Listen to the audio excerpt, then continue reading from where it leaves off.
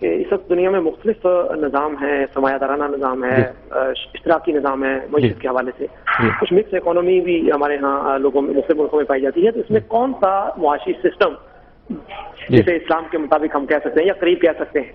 نہیں، اسلام کا کوئی معیشت کا نظام نہیں ہے، نہ اسلام اس مقصد کے لیے آیا ہے.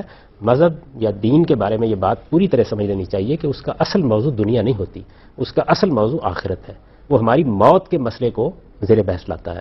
وہ ہمیں یہ بتاتا ہے کہ مرنے کے بعد تمہارے ساتھ کیا ہونے والا ہے اور اس دنیا میں جانے سے پہلے تمہیں کیا تیاریاں کرنی ہیں. اس میں جو بنیادی بات ہمیں حاصل کرنی ہے وہ اپنے نفس کی تہذیب ہے، یعنی ہم اپنے نفس کو کتنا پاکیزہ بناتے ہیں. یہ پاکیزگی انفرادی زندگی میں بھی چاہیے، یہ پاکیزگی اجتماعی زندگی میں بھی چاہیے. اس کے لیے اللہ تعالیٰ ایک قانون دیتے ہیں جو بہت محدود دائرے میں ہوتا ہے، جس کو ہم شریعت سے تعبیر کرتے ہیں.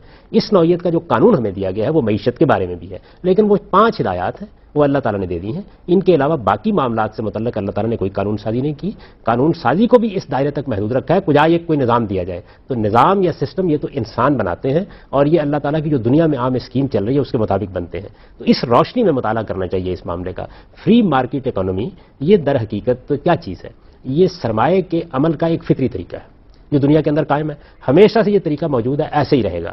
فطرت کا قانون یہی کہتا ہے. لیکن یہ فری مارکیٹ اکانومی کس سے صادر ہوتی ہے؟ کون اس کو روبہ عمل کرتا ہے؟ انسان. انسان کیا ہے؟ انسان کے اندر خرابیاں بھی ہیں، اچھائیاں بھی ہیں. تو اگر تو انسان یہ سمجھ رہے کہ سرمایہ کا یہ عمل بھی گویا اینٹ پتھر کو بنانے کا عمل ہے، اس میں انسان شامل نہیں ہے، تو پھر تو سیدھے اس کی کوئی اخلاقیات نہیں ہونی چاہیے. لیکن مذہب ہمیں یہ تعلیم دیتا ہے کہ ہمارے ہر معاملے پر اخلاقی اصولوں کو غلبہ حاصل ہونا چاہیے.